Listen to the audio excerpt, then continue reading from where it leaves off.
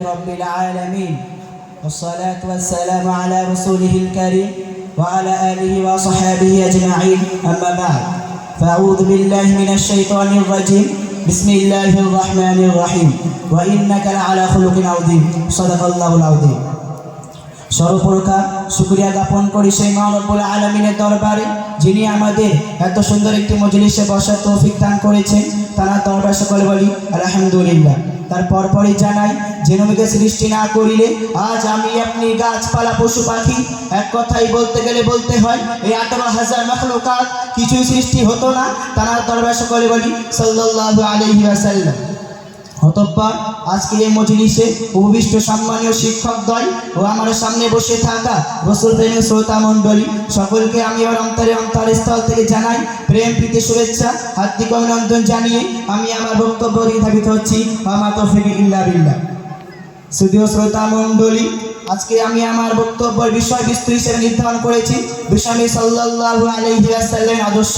এ সম্পর্কে বলতে গেলে বলতে হয় যে সূর্য ধরার মুখ থেকে উদিত হবার পর যেমন পৃথিবীর বুকে নেমে আসে গভীর অন্ধকার, ঠিক তেমনই হযরত ঈসা আলাইহিস সালাতু ওয়াস সালামের গমনের পর পৃথিবীর বুকে নেমে এলো অমানসিক অত্যাচার অবিচার, ফুলের ন্যায় ফুটফুটে নয়নের মণি কলিজার টুকরাকে যাবতীয় দাফন করতে সেই ঘোর অন্ধকার কবরে। ঠিক সেই সময় মানব জাতি গগন চুম্বে চিৎকার করে বলেছিল, কেউ কি আছো আমাদেরকে একজন রাহাবার দেবে, আমরা মানুষে বাঁচতে চাই। কেউ কি আছো আমাদেরকে একজন কান্ডারি দেবে, আমরা শান্তিতে বাঁচতে চাই। ঠিক সেই সময় 12 রবিউল আউয়াল সুবহে সাদিকের সময় বিশ্বনবী সাল্লাল্লাহু আলাইহি ওয়াসাল্লাম এই ধরার বুকে আবির্ভাব হলেন। তারপর থেকে তিনি হাঁটি হাঁটি পা পা করে শৈশব কৈশোর পেরিয়ে যখন নবযৌবনে পদার্পণ করলেন, দেখতে পেলেন সমাজের মাঝে অত্যাচার অবিচার, এমনকি ফুলের ন্যায় ফুটফুটে নয়নের মণি কলিজার টুকরাকে যাবতীয় দামন করতে সে ঘোর অন্ধকার কবরে। যে যুগের কথা সকলে পড়লে নয়ন দিয়ে গড়িয়ে পড়ে অশ্রুর ঝরনা ধারা, সাথে সাথে তিনি দুর্বল মানুষের অভিভাবক ও ভ্রাতৃ প্রতীকের পথে দিশারি হয়ে কুসংস্কার দূর করতে আবির্ভূত হন বিশ্বনবী সাল্লাল্লাহু আলাইহি ওয়াসাল্লাম।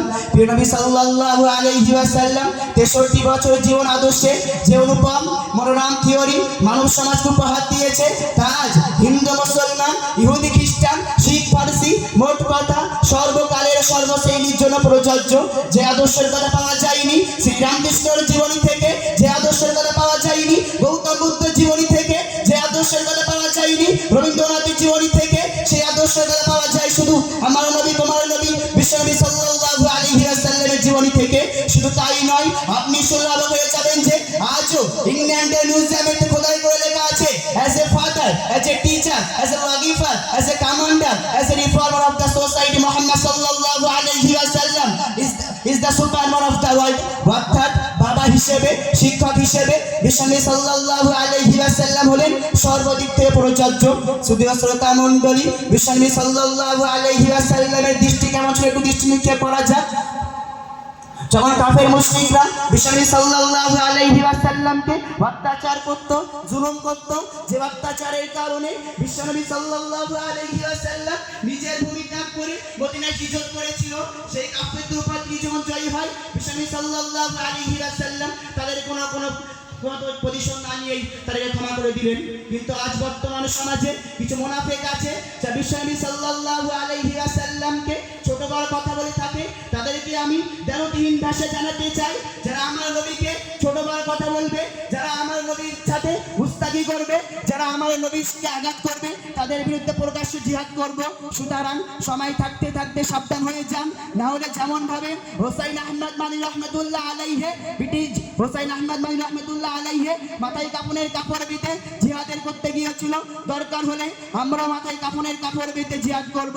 আরে আমার নবী যদি পেটে পাথর বাঁধতে পারে, আমার পেট তার চেয়ে বেশি দামি না। আমার নবী যদি গালে চড় খেতে পারে, আমার গাল তার চেয়ে বেশি দামি না।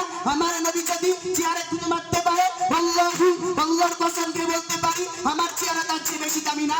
আমার নবীর চাচাকে যদি 70 টুকরো করতে পারি, আল্লাহু আল্লাহর কসম করে বলতে পারি আমার চাচা তার চেয়ে বেশি দামি না। প্রয়োজনে নিজের শহীদ হব, বাপ মার কোল খালি করব, মায়ের কোল থেকে অস্ত্র ছাড়াবো, কিন্তু আল্লাহকে সাক্ষী রেখে আসতে বলে যাচ্ছি, হে আল্লাহ, যে কোনে মূল্যে তোমার জমিনে বিশ্বনবী সাল্লাল্লাহু আলাইহি ওয়াসাল্লামের ছোট বড় কথা হতে দেব না ইনশাআল্লাহ। এই বলে আমি আমার মুখতাসার বক্তব্য এখানে করেছি। ওয়া আখিরু দাওয়ানা আনিল হামদুলিল্লাহি রাব্বিল আলামিন। আসসালামু আলাইকুম।